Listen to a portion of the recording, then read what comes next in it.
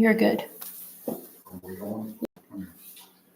All right, well, good evening, everyone. As always, thank you all for being here tonight.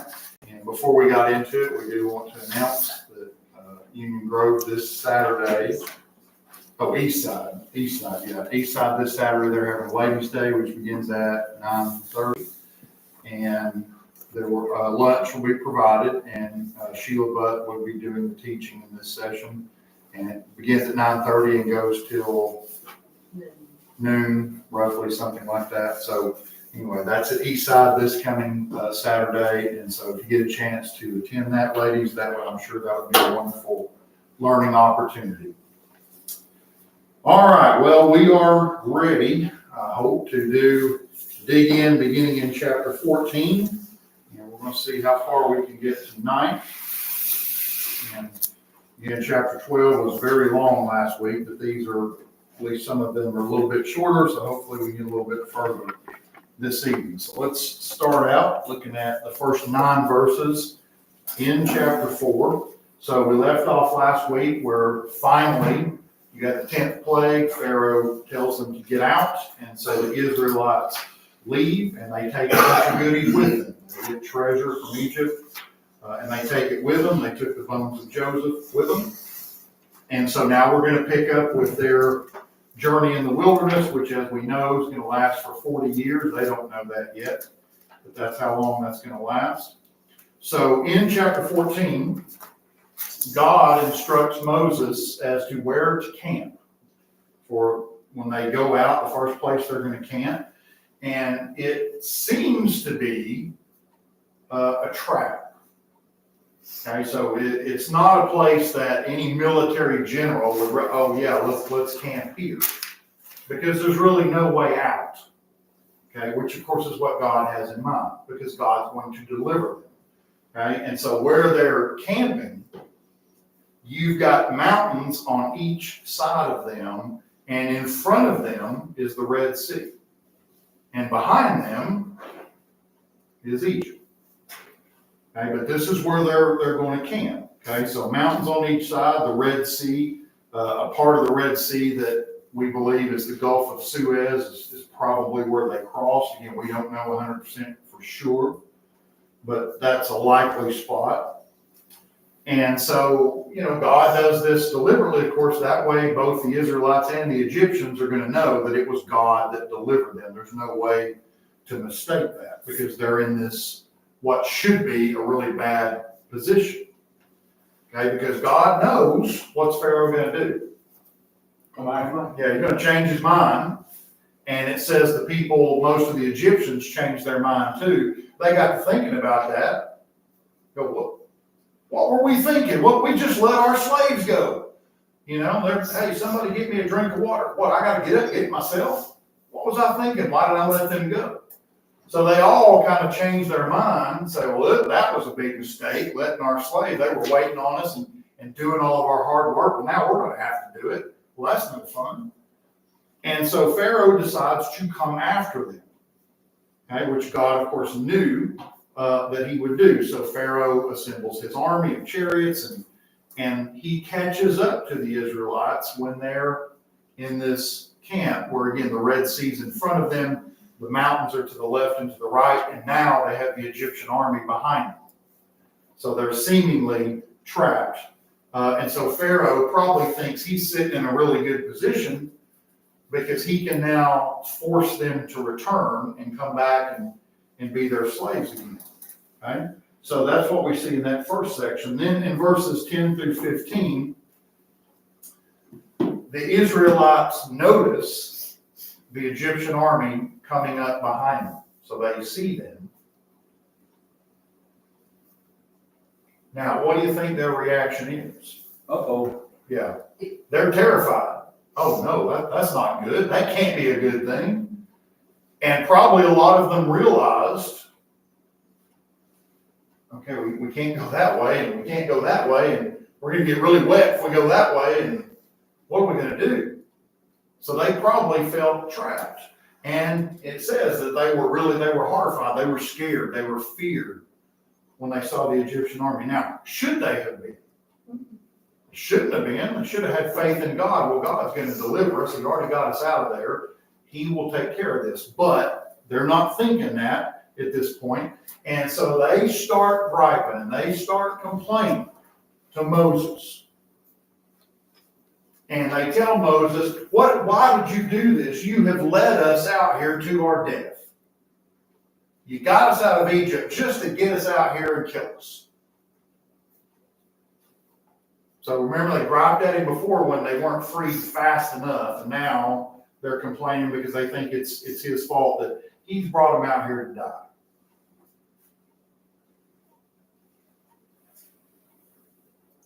And they tell him something really interesting, short-term memory. They tell Moses, that it would have been better if they had stayed in Egypt, if they had stayed in slavery. That would have been better. And they even claimed that they had never wanted to leave.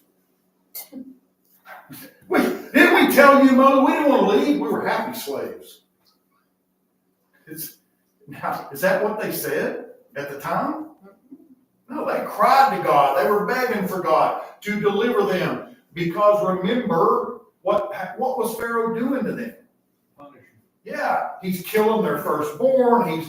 He enslaves them with hard back-breaking labor. They're making bricks, and then if that wasn't bad enough, then he makes them go get their own straw. And so they're crying to God to save them. And now they're saying, we never did want to leave. But we had it so good back there in Egypt. Short-term memories. Like, boy, how quickly you forget how bad that was. But that's what they're saying. So they haven't come to the realization yet, apparently, that Patrick Henry came to in the Revolutionary period. And if y'all remember your high school history class, if you don't, shame on you. But he gave a very famous speech, which it's a wonderful speech. If you ever get a chance to read the whole thing, all we hear is the last line. That's the only thing I was taught in school.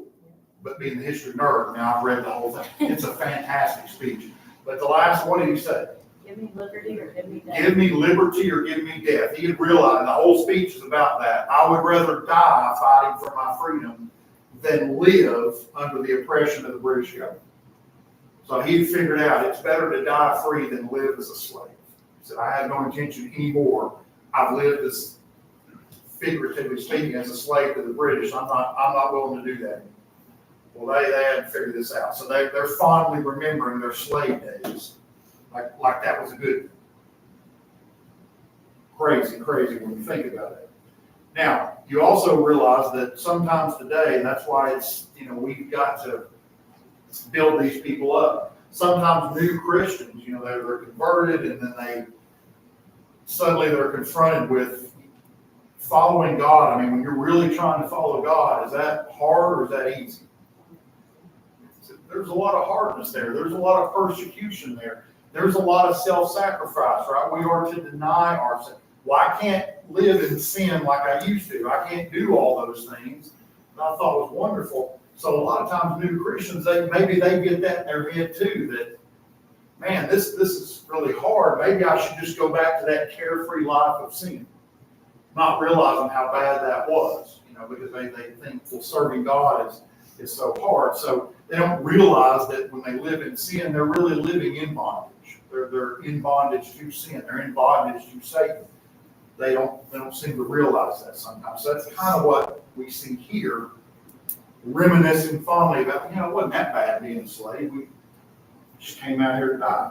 So Moses tells them, of course, in our modern vernacular, hey, boys, relax. Take a chill pill. God's got this.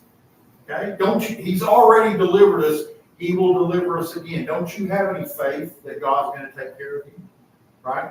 Why would God, and if they just really thought about this, why would God do all those things to Egypt and then bring the Israelites out here only to kill them now? Does that make any sense? Of course it doesn't. They should have thought about that. Logically, that makes no sense whatsoever. Moses is like, don't you, God's going to take care of you. But you've got to have faith in him. You've got to trust him that he's got this handled. So God tells Moses, They're going to love this, right? He tells Moses, give the command, I want all the children of Israel to move forward to the Red Sea. Well, that sounds like a great plan. Actually, it is a great plan, but so he commands them move forward to go to the Red Sea. So then we see in verses 16 through 31 that Israel is delivered. So God tells Moses to raise his arms, raise his rod, and the Red Sea will be parted.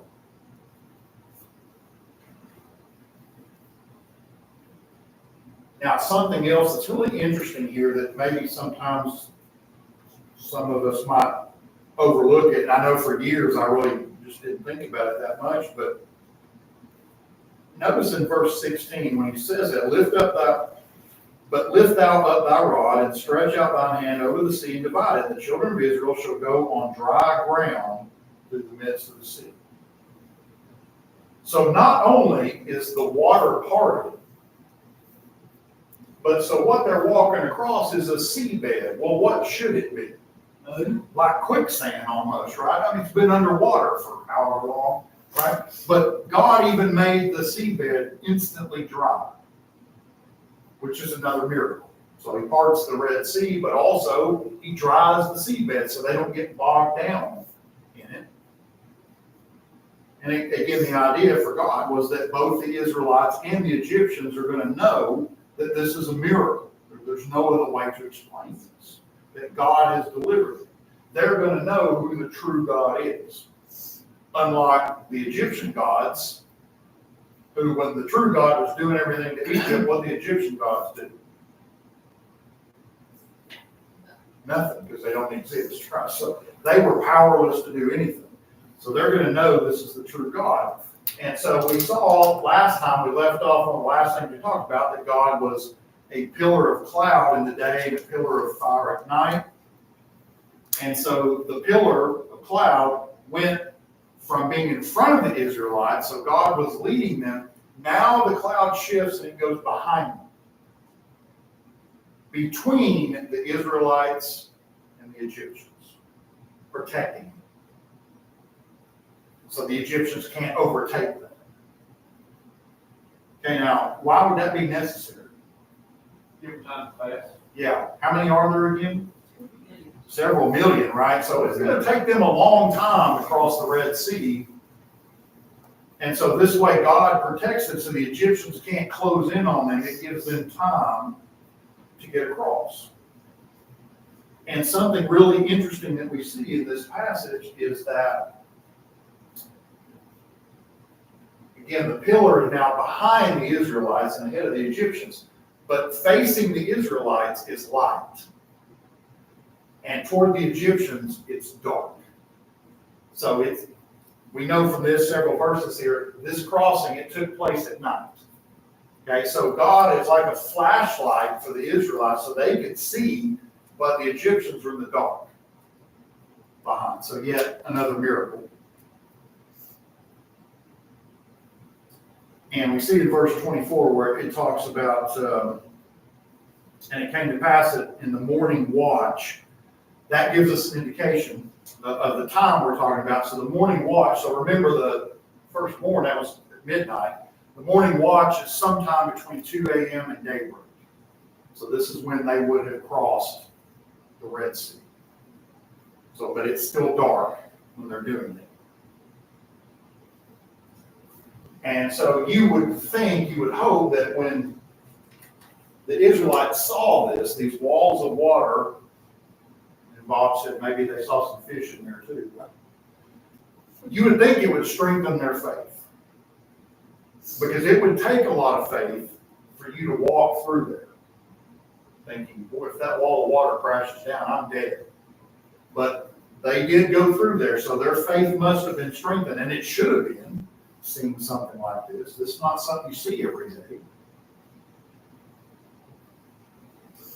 Now, something interesting I want to point out that some people today, they will use this account they will say, well, see, this shows us that salvation is by faith only. All you got to do is believe and God will save you. And they'll use this episode, this event, to argue for that. The idea that, well, see, God did everything for them. So God parted the Red Sea, God gave them light, He made the Egyptians in the dark, He was between the Egyptians, they couldn't catch it. So God did everything for them. So there you go. We don't really need to do anything. God will do everything for our salvation. Okay? Now, what's wrong with that argument? To use this to try to prove that. Did God do everything for them? No. What, did they have to do something? Yes. They had to cross it. Right? So it wouldn't have done any good for them to stand on the shore and God parts the Red Sea and for them to say, okay, God will pick us up and take us over there. But He didn't. They had to walk across the sea. So yes, they had something to do. God did not do everything for them, but God opened the pathway for them. They had to take the path. Okay? Often compare it to, it's like a door, right? So God will open doors for us. What do I have to do? I have to walk through. God's not going to shove me. He's not going to grab me by the neck and say, go, boy. He's not going to shove me through it. I have to walk through the door. So God will provide me with opportunities, but I have to recognize and I have to act on the opportunity. So God is not going to do everything for us. Our faith has to be an active faith. We have to obey God's commands and do what He tells us to do. But you will hear that argument some, well, this proves that we don't have to do anything. Well, they're negating the fact they had to walk across there. They had to physically walk across there. God didn't magically float them across. He could have if He wanted to, but He didn't. So He did a lot for them, but they had something they had to do as well, and just like we do today. Now, as we said, the pillar's behind them when they're walking across, and so the Egyptians, as the end of the Israelites went, the pillar moved with them. God moved with them, and so the Egyptians followed when they could, as the pillar moved. And you would think that, if I were an Egyptian then, and I witnessed this, I mean, wouldn't you, if it happened to you, wouldn't you be impressed by this? I mean, you would think, right? You would have to go, there's no other way to explain this. Their God is the God. None of the Egyptian gods, I've never seen them do anything like this. Pharaoh's magicians couldn't do anything like this. You would think that would impress them. But apparently not. At least not enough to believe and do what they should have done. And you also would have think it would have scared them. That Pharaoh would have thought, I'm not going in there. That's crazy. But they went. So they followed as they could. And maybe the darkness confused them a little bit. I don't know. Then we see that God causes the Egyptians, what happens to their chariots? All the wheels come off of all the chariots. Okay, well that's odd. Right? So it's at this point that the Egyptians begin to realize, hey, you know what? Maybe God is on their side and maybe we should get out of here. Too late. Because they're all in there now. All of them, every one of them. But now they start getting scared and think, man, we got to retreat, we got to turn around, we got to go back. At this point, God tells Moses to do what? Stretch forth your hand and the rod again, and the water will come crashing down while all the Egyptians are in there. Okay. Now, verse 27 tells us that this occurred around daybreak when the water's going to come crashing down on the Egyptians. So it's starting to get daylight at this point. And it says all of the Egyptians were drowned, and the Israelites standing on the other shore, what do they see? They see the bodies of the Egyptians wash up on the shore.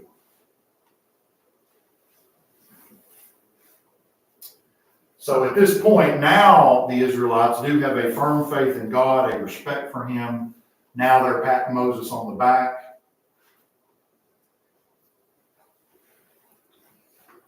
And you, again, you would think, after seeing this, how God delivered them, you would think that their faith would be permanent.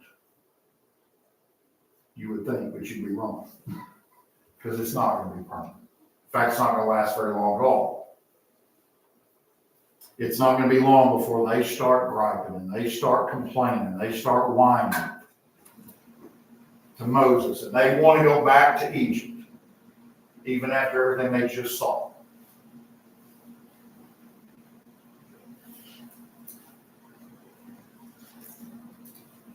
All right, so that brings us to chapter 15. And in this chapter, we have something that's known as the Song of Moses. It's even referred to in the book of Revelation, the Song of Moses. And so basically what you see in this chapter is Moses leads them in a celebration of their deliverance from Egypt. So they're celebrating what God has done for us. And so in this chapter, as you go through it, the song just basically recounts the story of how they're delivered. It's full of praises to God. In fact, and they give God full credit for what just happened, as they should have.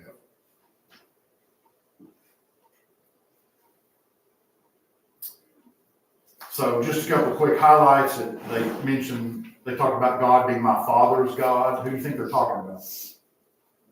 God is my father's God. Who's that? Abraham, yeah. So they're talking about Father Abraham. They talk about God being a warrior and his enemies cannot defeat him, and that's true. But some scholars believe that may have been where the false notion comes from when you get to Christ, you get to the first century. The Jews' concept of the Messiah was what? A warrior, like that, like he's going to defeat at this point, the as unknown future enemy, that would be the Romans. So a lot of people feel like this may have been where they got this concept that, when the Messiah comes, he's going to, just like God defeated the Egyptians, if Christ were really the Messiah, he would take down the Romans, which of course that wasn't what Christ came for at all. And that was never what the Messiah was for, but maybe this is where that false notion came from. But at least here again, they're acknowledging God is great. He gets all the credit. They acknowledge that all the Egyptian gods were false. They are looking forward to the land of Canaan. They believe that God will deliver them to it because he said he would, and of course he will. Of course, now these people here, are they going to see it? Nope, because they're going to disobey God. But they're confident at this point that God will take them there. They're confident that the people that are living there, collectively known as the Canaanites, they will be defeated. God will deliver Canaan to them, which he will. But at this point, they're very confident of that, and they're celebrating that. And they're excited that, they've always been kind of wanderers, but now God is going to give them a home of their own. They're going to have their own homeland.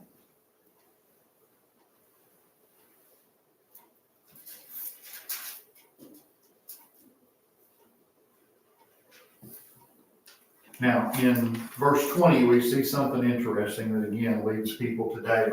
This means this. Verse 20, and Miriam the prophetess, the sister of Aaron, which of course also Moses' sister, took a timbrel in her hand, and all women went out after her with timbrels and with dances. Okay, so they use this verse. She's called, for one thing, a prophetess, which probably meant she instructed the women like Moses and Aaron instructed the men. But they focus on, she danced with a tambourine, some kind of tambourine-like instrument. So people will say, there it is. That shows that we can use instruments and we can dance in the modern worship service because Miriam did it. So we can dance and we can play music and we can hop the pews and, all this kind of stuff because that's what she was doing. So they'll use this verse to do that. Well, are there any problems with that? Yeah, I can think of several myself. First of all, there's no mention of anything like this anywhere in the New Testament. No mention of anybody dancing in church or anybody playing a musical instrument. I think God would have brought that up if that was something He wanted us to do, but there's zero mention of it in the New Testament. So that's one problem you have. Another problem that you think about is, remember what this was. Was this a worship service? No, it was a celebration. That's a different thing than a worship service. So just because she did it in celebrating, that doesn't mean you're allowed to do it when you're worshiping God. Because as we're going to see, God has very specific instructions about how He wants worship done. And dancing and playing tambourines is not part of it. So apparently God allowed her to do that on this occasion. There's no record of her being punished or God being upset about it. But you also have to realize that throughout most of history, and it's still really that way, dancing was usually associated with what? Joyous occasions. Joyous occasions. Was it associated with good things a lot of the time or bad things? Like behavior? Well, it can be in this case. But often, again, especially as you read through the scriptures, just about every time that those things are mentioned, they go very closely fit with idolatry. And think about when we get to the golden calf. They're going to be dancing around. And so almost every time that is mentioned, it goes with idolatry. It goes with immoral behavior. It was associated often with drunkenness. It was associated with immoral sexual behavior.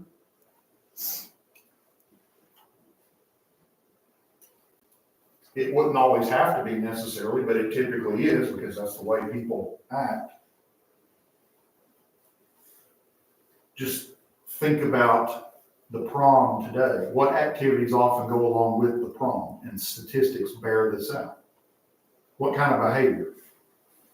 A lot of drunkenness, a lot of alcohol at the prom, a lot of sexual immorality at the prom. Statistics bear that out. Does that, just because you go to the prom, you got to do that? No, but what I'm saying is a lot of people do it. They seem to go hand in hand. So that's something else to consider as well. But the main things, again, this is not a worship service and nowhere will you find it mentioned in the New Testament. But for people that they want to do that, they try to latch on to anything. Oh, well, Miriam did it, so you'll come across that. Just kind of be aware. All right, then verses 22 through 27. The end of the chapter, they travel on through the desert, through the wilderness, and they're low on water, as you'd expect.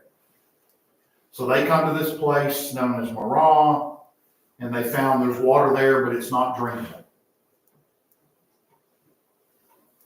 And so what do you think they do? They start griping to Moses. Same old story, right? You brought us out here to die. We should have stayed in Egypt. So, and this is only 3 days after the Song of Moses. So the 3 days earlier, they're celebrating and praising God, and 3 days later, they're, why'd you bring us out here? God's gonna let us die. So it didn't take long. So Moses calls on God. He's given a tree. He tells Moses, throw the tree in the water. The water will be drinkable. So again, yet another miracle. Suddenly the water is drinkable. Why? Because Moses obeyed that command. He did what God told him to do. So in a way here, God lets them get thirsty because He's testing them. He wants them to know that they need to rely on Him. He's not going to let them die. He's going to take care of them, and they just can't seem to always get that through their head. And God is just saying, look, if you'll just be faithful to me, I will take care of you. He also says here, I'll protect you from all the Egyptian diseases. Everything you're familiar with, I'll protect you from those things if you will just obey me. So then they go another 7 miles to a place called Elam, and there the water was abundant. They had plenty of water, so that's where they camped. The idea again, God provides. He's always going to provide.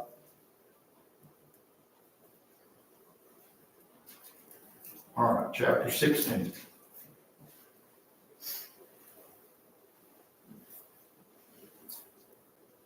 So now they're in a place that's got better water, but again, they start complaining. They complain to Moses and Aaron. They complain about Moses and Aaron. This at this point, it's about 30 days or about a month after they've left Egypt. We said they had plenty of water, they do, but now they're hungry. They don't have enough food. They didn't take much food with them because they didn't have time. So now they're hungry. So once again, God lets them get hungry because he wants them to realize he will provide for them. I know, God's looking at them, I know you don't have enough food. You think I don't know that? I'm going to provide for you. Have faith. But they're griping and they're complaining. And again, same story. We'd have been better off if we stayed back in Egypt and if we were still slaves because, hey, at least there we had food. You brought us out here to starve to death. At least we had food. Again, forgetting about the hard labor and searching for the straw and making the bricks, and you couldn't meet the quota, so you're going to get beaten. Yeah, they just forgot all that. Forgot all those hardships. Hey, at least we had food. Yeah, you did have food. And the thing is, what about out here? Are they going to have food? Yeah, they'll just believe in God. Yes, they're going to have food here without the slavery. To me, that's a win. So, verses 4 through 8, God promises to provide them with food.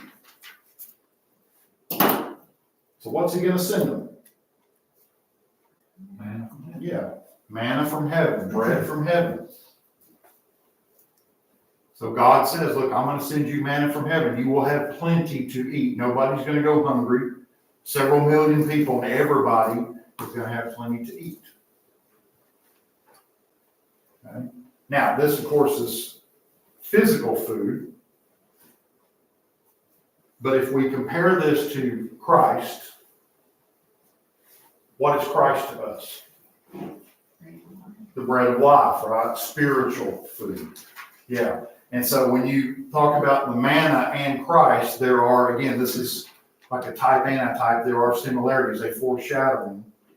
The manna was for physical needs, Christ will be for spiritual needs. But when we think, what do they both have in common? Well, number one, both came from heaven. The manna comes from heaven, Christ came down from heaven. Secondly, as we just said, they both bring life.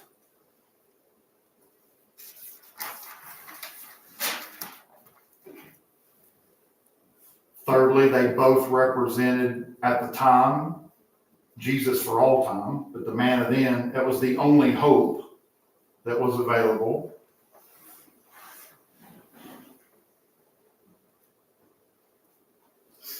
And then fourth, it was meant for all. God said, I'm going to feed all of you. Everybody will have plenty of manna. Who did Jesus die for? All of us. Everybody. Everybody won't take advantage of that. That's a sad fact, but that doesn't mean Jesus didn't shed his blood for every single person. He gave everybody the opportunity. Okay? So when you compare the manna and Christ, this is really what they have in common. So again, the manna foreshadows what Christ is going to do. What manna did physically, Christ will do spiritually. Okay, so again, God wants them just to trust him, that he will provide. Just relax. He will provide for them. And he's going to give them, for future reference, he's now going to give them very specific instructions, but they're really simple instructions about how this is going to work going forward through the wilderness. Because obviously where they're going, there's not a lot of places to generate a lot of food, but they won't need to do that because God's going to give it to them. So he tells them, he said, what I want you to do is you're going to gather every day. I'm going to rain down manna from heaven, and you are going to gather daily. So every morning you're going to go out and you're going to get this manna, this bread. It'll be laying on the ground.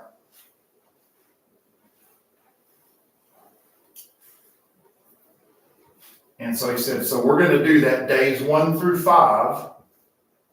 You will have I'm going to send you enough manna for that day. On day 6, God said, I'm going to send you 2 days worth. Because on day 7, you are not to go look for any manna because it won't be any. Now what's he kind of preparing them for? Sabbath. The Sabbath, which they haven't had that yet, but they're about to, right? So on day 7, there's to be no work. You're not doing any of this thing. So on day 6, I will give you double the portion. So you'll have enough for day 6 and day 7 of the week. And then on the first day of the week, again, you can go back to picking it in the morning. And so he's preparing them for the Sabbath. So Moses then, he goes and tells everybody, says, look, here's the deal. Tonight, this evening, God will provide meat for you to eat. And then starting tomorrow, we're going to have this bread come down from heaven. Okay? But I know if you're hungry now, God's going to provide you with meat. Now, what's he going to give us? Remember? 12. Yeah, 12. Did he give enough? No. Yep, everybody had plenty to eat. Okay?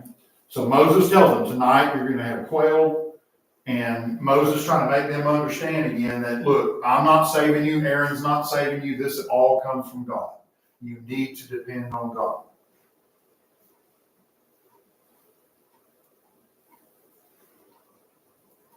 Okay, because here's a key point. And for us today too, obviously. Moses tells them, said, look, when you gripe at me or you gripe at Aaron, you're not really griping about us. Because Moses tells them, says, Aaron and I, we are nothing. So what are they really doing? Insulting God. They're griping about God is what they're doing. So when you insult me, you're insulting God. I'm just a humble servant of God. I'm nothing. So if you're mad at me, you're really upset with what God is doing or what you think he's failing to do. You are criticizing God.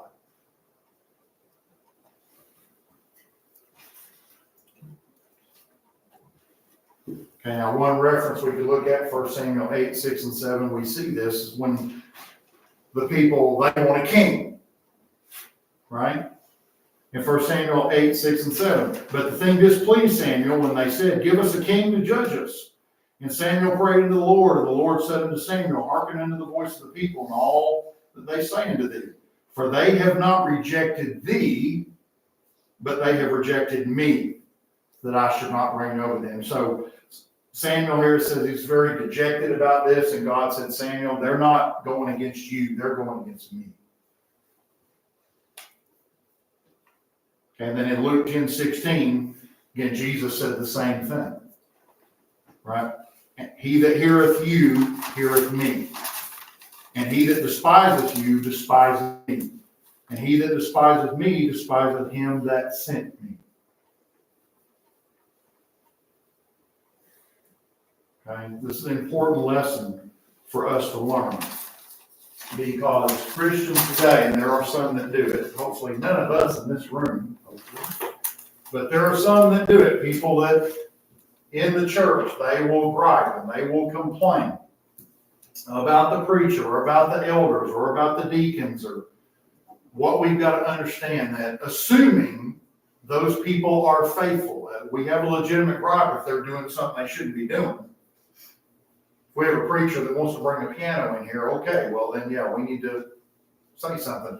But if the elders are faithful, if the deacons are faithful, if the preacher is faithful, if they are doing what the Bible says, and we complain about them, what are we doing? We're complaining against God. You're not complaining against the preacher, right? If I'm preaching the gospel and I'm telling you what the Bible says and you don't like what I'm telling you, what you're really saying is you don't like what God says. Assuming I'm not going off on some tangent making up something, right? But if I'm telling you what's in this book and you don't like it, You're telling God you don't like what he said. And so we need to remember that. So that's Moses trying to get them to understand that. Oh, you're not griping at me and Aaron, you're griping at God, and that needs to stop. God is perfect. God doesn't make mistakes. We have no room to complain. God will provide everything that you need. So then in verses 9 through 15, we see that God does provide them with enough quail that night. So everybody's got enough food. And then in the morning, when the dew evaporated, guess what they saw on the ground? Dust. No, what they see? Manna, bread. They didn't even know what it was. Moses had to explain it to them. What is that? That's the bread that God put in. You eat that. Oh. Remember I told you yesterday, there it is. That's what it is. They didn't know, they didn't understand what it was. Doesn't manna actually mean what is it? Do what?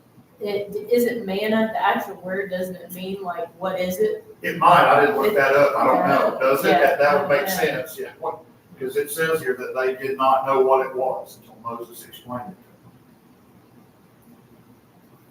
to them. So then verses 16 through 21, God tells Moses, he tells them how much they were to gather. So it's all over the ground, and everybody was told to gather. Okay, that was weird. An omer, I'm not sure how you pronounce that word. But that comes out to about 1.5 to 2 quarts, roughly in our measurement. And so Moses tells them, you gather that per person in your tent, your family. So if there's 5 people, you gather enough, this is per person. So for simple math, 2 quarts, and you would get 10 quarts because you've got 5 people in your family. So you gather this amount per person for every person in your tent. And that was the perfect amount for everybody to eat. Nobody's going to go hungry. And they were also told to do it quickly. So when you get up in the morning, you need to get out and you need to gather this, because what would happen, the sun would melt it. So God wants them to do it when he tells them to do it. You get up first thing in the morning, go out and gather the manna, the food that you'll need for the day. Okay. Now, God also told them, you're not to save it. So again, don't get 4 quarts. And you know some of them will. Right? Well, I'm going to hoard some. I'm going to get some extra. And God told him, was adamant. He said, you get exactly what I tell you to get. You don't need to get extra for the next day. Why not? Circle worms. Do what? Turns the worms. Well, he's going to do that. I mean, why don't you need to save up some? It's got Friday. Yeah, it's coming tomorrow too. Right? Why? Because God said so. Right? So if I bring it to you on Monday, I'm going to bring it to you on Tuesday, and I'm going to bring it to you on Wednesday. You don't need to save any extra. That demonstrated what? Faith. A lack of faith, right? Yeah, a lack of faith. Well, I'm not sure that God will bring me some tomorrow, so I better get all I can. No, you need to have faith that God will do what he said he will do. So you gather this amount today, and tomorrow and the next day, you can do the same thing. And so like Bob just said, what God did, if they did gather extra, because some of them will do that, what happened to it?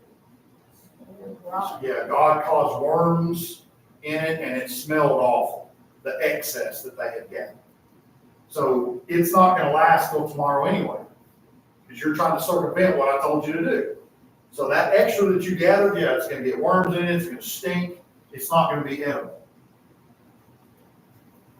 But again, the key idea there is that it showed their lack of faith, that they didn't trust that God would do what he said he would do.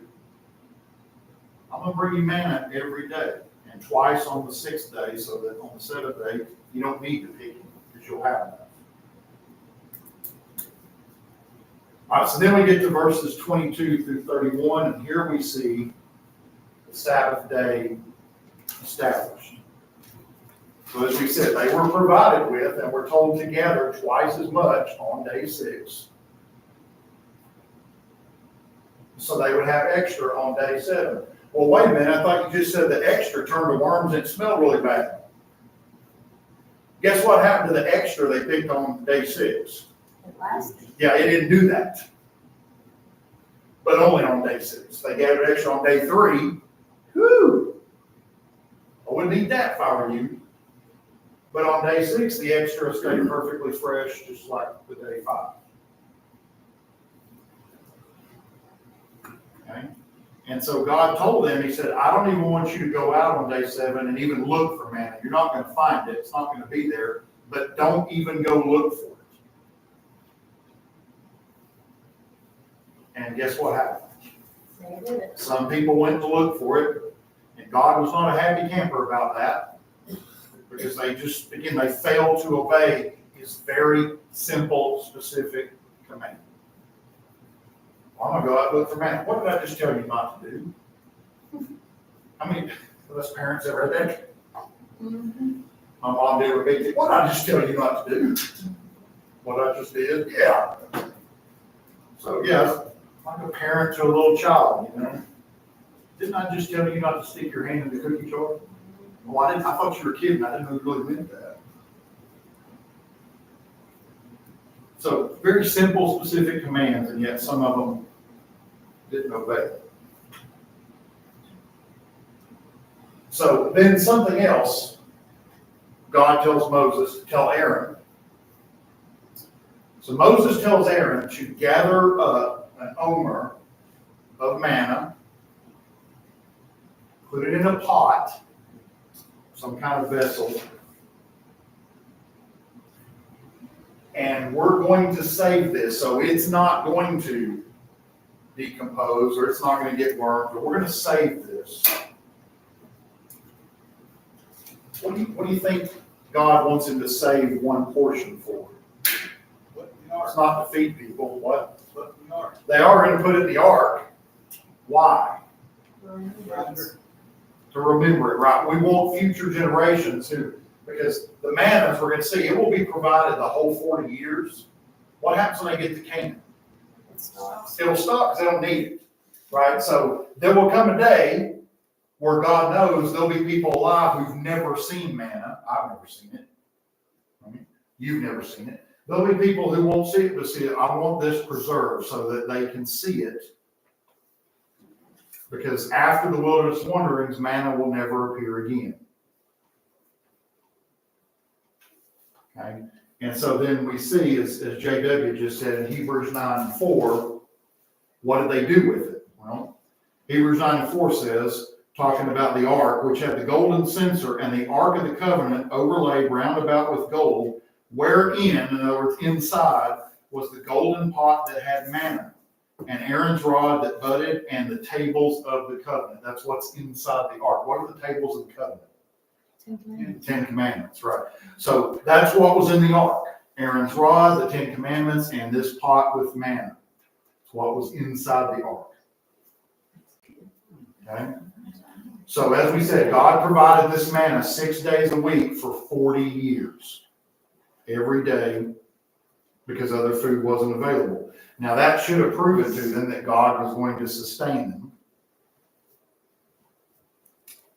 But as we said, the manna would cease when they got to Canaan. Anybody remember, what did God call the land of Canaan besides the promised land? How do you describe it? Land of milk and The honey. land of milk and honey. What does that mean?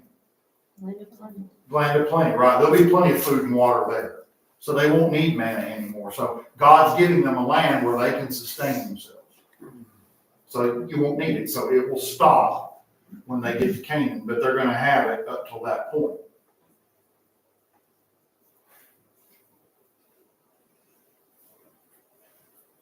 All right, chapter 17.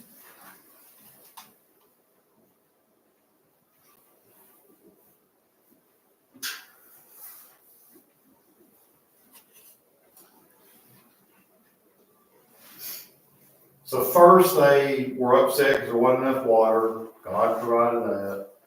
Then they got plenty of water. Now there's no food, and they're upset about that. God provided that.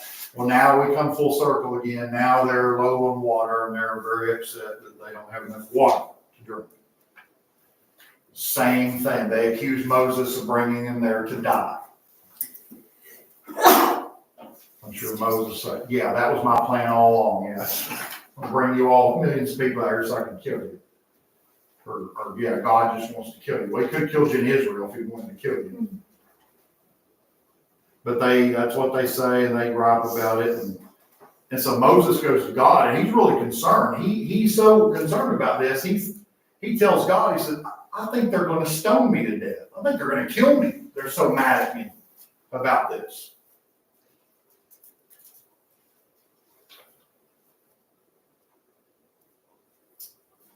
But Moses does chastise the people again, saying, well, you're not really mad at me, you're mad at God. You're criticizing God.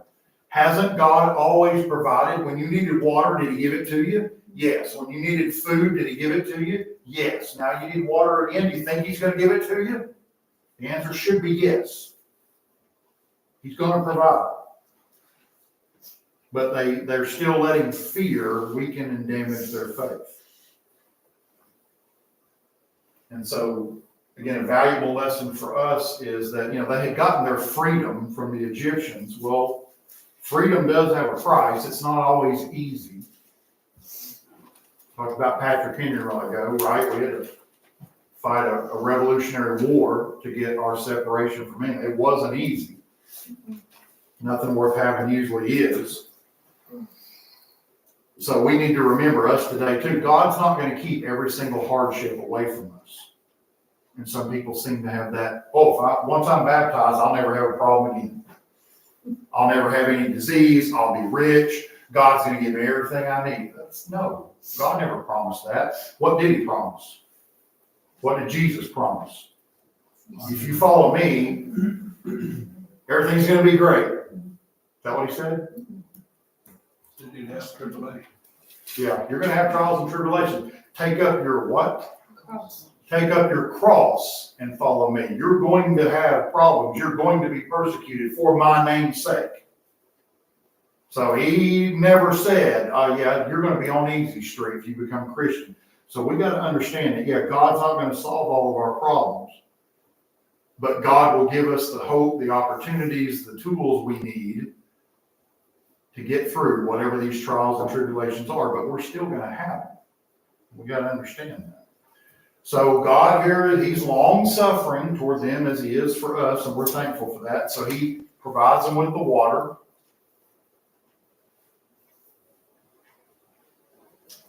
And this is at least the first of two times we're seeing specifically about this, where God tells Moses there's a rock there, and he tells Moses to do what?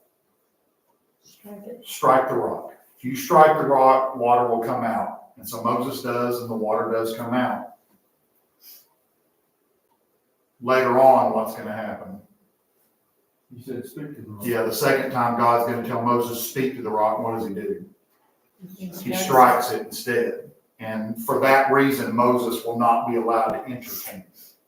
So that's much later down the road. But here's the first time we see that reference, strike the rock, and so he does, and they get the water.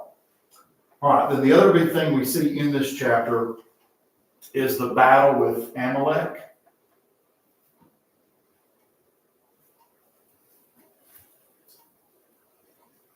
So we see that the Amalekites, they're going to attack the stragglers in the back of the column. Now, Exodus doesn't tell us that specifically, but Deuteronomy 25 does. It says they're hitting at the rear, kind of getting the stragglers that are in the back. What was that reference again? I'm sorry. Deuteronomy 25, verses 17 to 18. You see that. So we don't get that detail here in Exodus, but we do get it in Deuteronomy. That's who they were going after. And who are the Amalekites? Well, they're the descendants of Esau. Okay? And so in order to fight against them, I had that, I didn't realize I had that up there. In order to fight against them, Moses sends a particular man to lead the Israelite men in battle. And to the best of my knowledge, this is the first time we see this man's name in the Bible. And his name is Joshua. Now, what's significant about Joshua? He takes over after Moses. Yeah, he will succeed Moses as the leader when Moses is not allowed to enter Canaan. Joshua will lead them into Canaan. Okay, so this is, to my knowledge, is the first reference we ever see to Joshua. So Moses puts him in charge and says, I want you to lead the men and go fight this battle. So he does. So Moses goes to a hill. This is kind of depicted in this painting here. So Moses goes to a hill that overlooks the battle. And when Moses raises his rod, the Israelites win. And when his arms get tired, he lowers the rod, they start losing.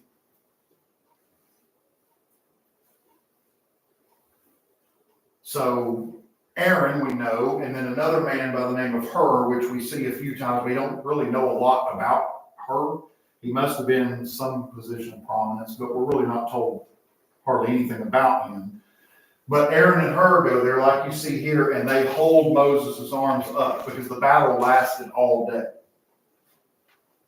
And so they hold his arms up, and the Israelites win the battle. And then God tells Moses to record this. He said, I want you to record all this in a book. So that's probably the Pentateuch. And God also gives a hint of future events here. He tells Moses that, there will come a day where I will utterly destroy the Amalekites. It's not going to be today, but it will happen. And does anybody know when is that fulfilled? I'm sorry, repeat that again. When was that fulfilled? Does anybody know? Because they will be. Well, mostly.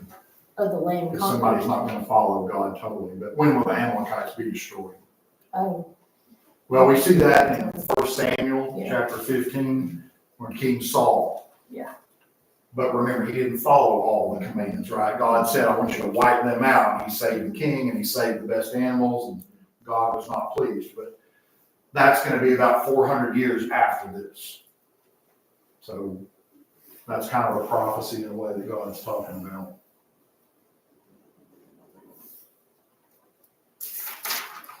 All right, chapter 18.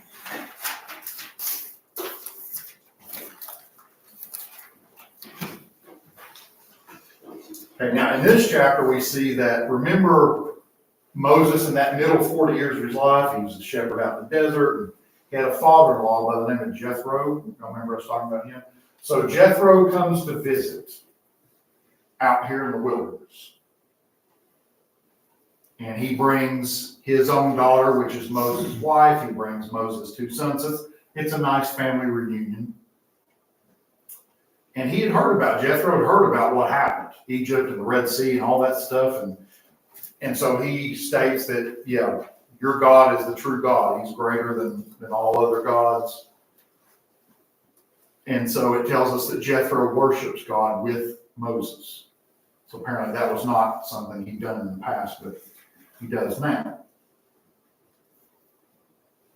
Okay, and so mainly that's the first 12 verses, just kind of talks about that. And so the main thing that happens in this chapter, 37 or 13 through 27, was what we see is that's kind of what's depicted here in the painting. Any kind of issue, any problem the Israelites had while they're in camp, well, they all had to go to Moses. And Moses was the judge, and he would decide. Okay, so if there was a dispute between Sid and JW, then they would take it before Moses, and Moses would decide who was right, who was wrong, what should be done, that kind of thing. Okay? Well, what was brought before Moses? Well, everything that anybody had a complaint about. Some may be legitimate, some may be not legitimate. Every problem had to go to Moses. And Moses would judge according to God's commands what he was supposed to do. Now, how many people again are we talking about? 2 million. Yeah, 2, 3, 4 million. Now, they're not all going to be, but probably every day that this went on, there was probably several thousand people standing in line, probably all day in the heat, getting mad. Moses getting frustrated because he sees this line, and I've got to deal with all this. I've got to hear everybody's gripe and everybody's complaint. I got to deliver righteous judgment, so it must have been a huge strain on him.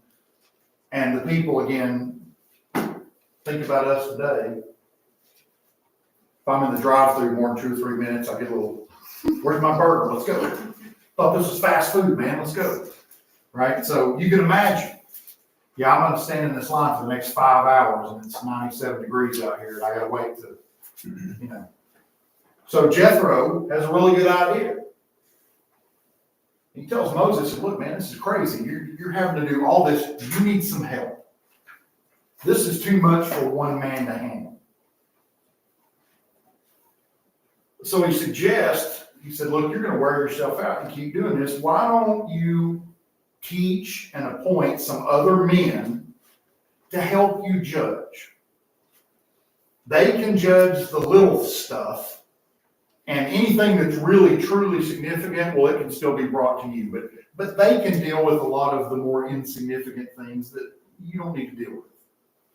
Why don't you do that? It'll reduce your workload. The lines will be shorter. It'll be better for everybody. And he said you could put different men over different numbers of people and that sort of thing. So he told Moses they ought to have certain qualifications. And so here's what he told Moses, this kind of men you ought to pick. Number one, they should be able men. In other words, they're intelligent, they've got wisdom. You need to pick men, this one should be obvious, men that fear God.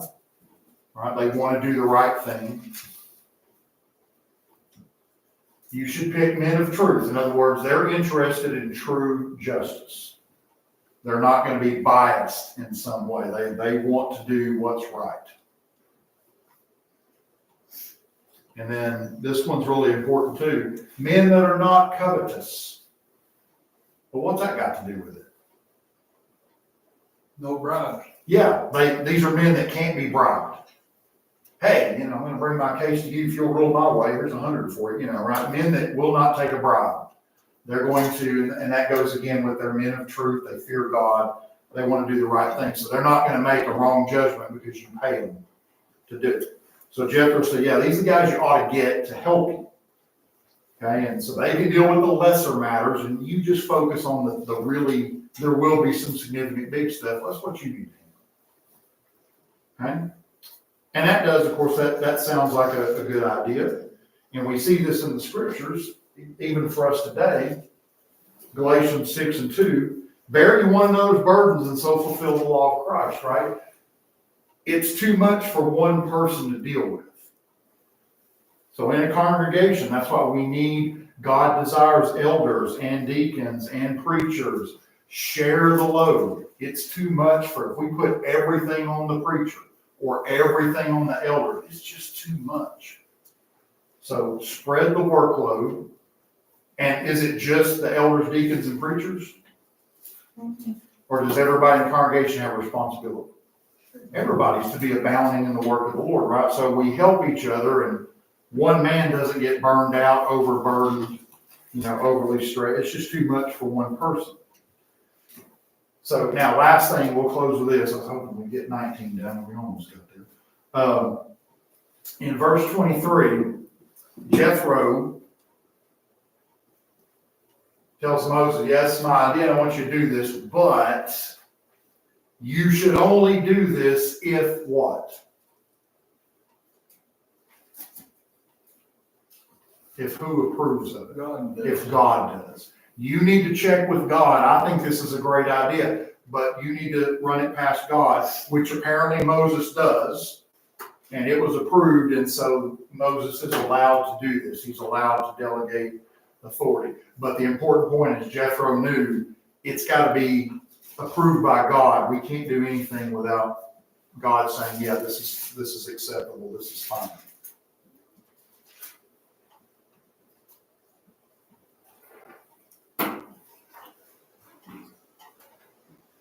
Are y'all willing to give me 10 more minutes? Because I think I can do chapter 19 in 10 more minutes, and we'll almost be caught up. That'll get us ready for the 10 Commandments. Okay, I'll go through it quick. Okay, in chapter 19,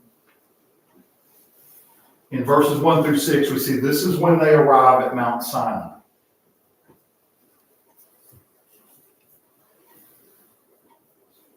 Okay, and it tells us this is the third month after they've left Egypt. Okay, so sometime during the third month, they get there.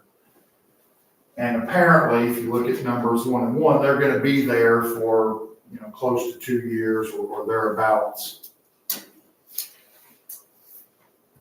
Now, where is Mount Sinai? Close to the bottom of the Sinai Peninsula. Yeah, do we know exactly which mountain it is? No. We do not, unless somebody just discovered something last night I don't know about. But there are tourist places over there. If you ever go there, they'll gladly take your money. They'll take you to Mount Sinai. They don't have a clue. Okay? We know that Mount Sinai is in the Horeb mountain chain, so it's one of those mountains. But we really don't know exactly which one it was, and it doesn't matter. But it was one of these mountains in this chain that was referred to as Sinai, but it is on the Sinai Peninsula, right, like Lauren said. So this is where Moses, of course, is going to go up. God's going to talk to him.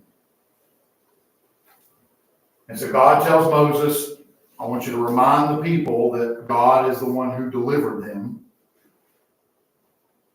God is the one that brought them to this place. They need to remember that. And he told them the same thing that he tells us, which is, you will be my people if, what? You will be a child of God if you keep my commandments. You obey what I tell you to do. You will be my child. So it's the same thing for us as it was for them. So God tells Moses to remind the people of that. As long as they obey me, they will be my people, and I will take care of them. And when they disobey, that's going to be a problem. Okay, so this, of course, is where they're about to be given the detailed laws that we see going forth from this point, and we're going to see more in Leviticus.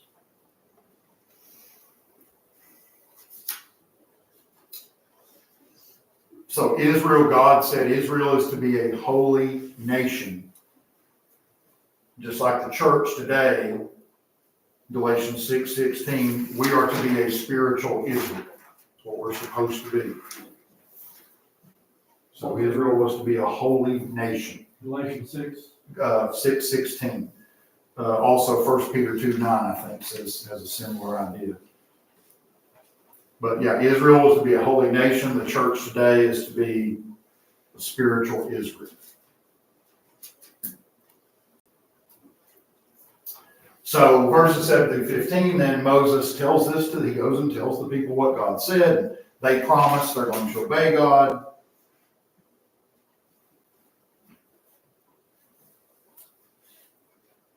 And so then God tells Moses that he will appear to the people in 3 days. He will be in a thick cloud. Again, nobody's ever seen the face of God. You can't look at God. But he will appear before them in this thick cloud in 3 days. And so he tells Moses to tell them to get ready. Okay, they must sanctify themselves before God comes down. So how do they do that? Well, they did this by washing themselves very carefully, washing their clothes very carefully. They were going to be in the presence of God, and so they had to be at their best. Now, is there a lesson in there for us? Mm-hmm. Should we always give God our best? Right. So they were, as we would say, dressing up. You're getting ready to be before the creator of the universe. Shouldn't you put a little effort into it? And yet we see people all the time come to church like they're headed for the bowling alley, or, it's like, this is God. Shouldn't we give our best? Shouldn't we look our best? Shouldn't we take this seriously and have the appropriate reverence for God? And yet a lot of people don't. So God told Moses, you tell them they better get ready. It is not acceptable for them just in their everyday stuff. They've got to purify themselves. He also said that married couples were not to have physical relations during this time because he wants them focused on spiritual matters, not carnal things. And he said, you're going to hear a trumpet. And when you hear that trumpet, you approach the mountain, Mount Sinai. Approach it, but don't touch it. No people, no animals. Do not lay a finger on the mountain itself, but just come to the base of the mountain and go no further. Now, what do you think would happen if anybody touched it? Death. Yeah, the penalty was death. God told Moses, I will kill anyone, man or animal, that touches the mountain while he's on it. That's holy ground. So Moses is going to be allowed to go up. But all the people said, I want them close to the mountain, but don't touch it. Okay, so then verses 16 through 25, God does in fact come on the third day, like he said he would. It tells us there was smoke, there was fire, thunder, lightning. The mountain itself quaked. And you can just, it's kind of hard to imagine what this must have been like. They did hear a loud trumpet, just like God said there would be. And it says that the Israelites, they trembled before the presence of God, that's what they should have done.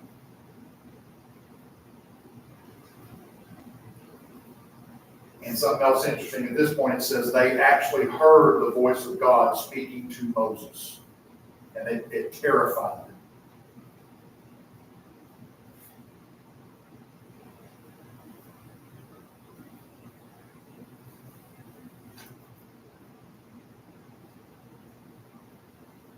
So at that point, God calls Moses to come up. Nobody else. Moses can come up. And so Moses gets up there, and then God tells him, okay, now I want you to go right back down, and I want you to remind the people not to touch the mountain. I want you to go down and do that.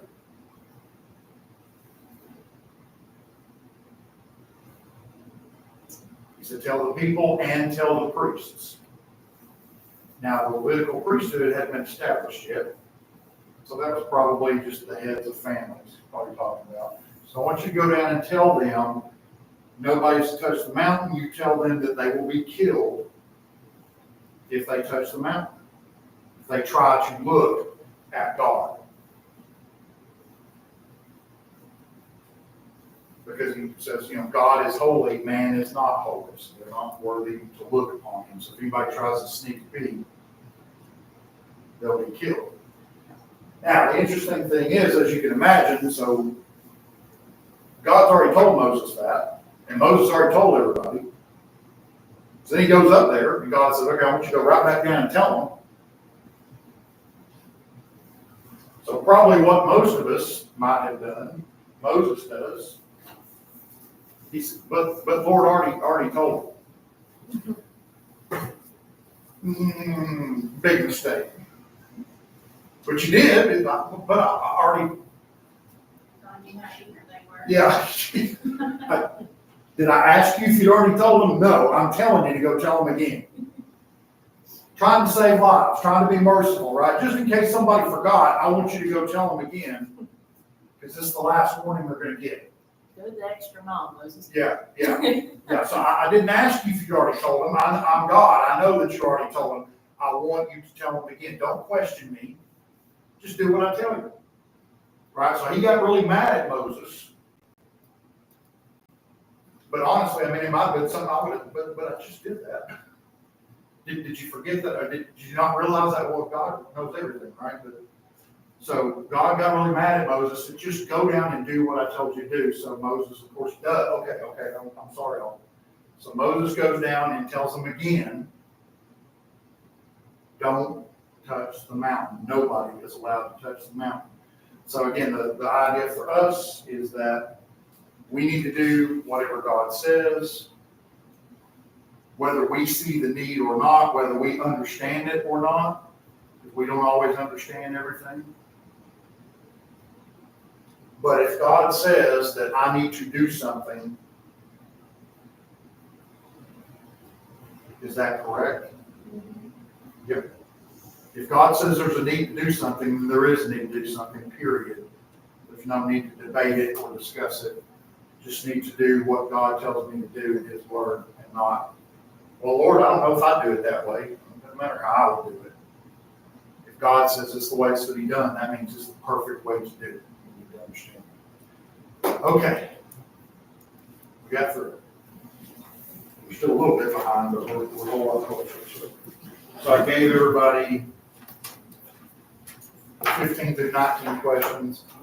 And then you have still the 11 through 14, which you should have already had everything but 14. So I'll take both of those up on Tuesday. And we will start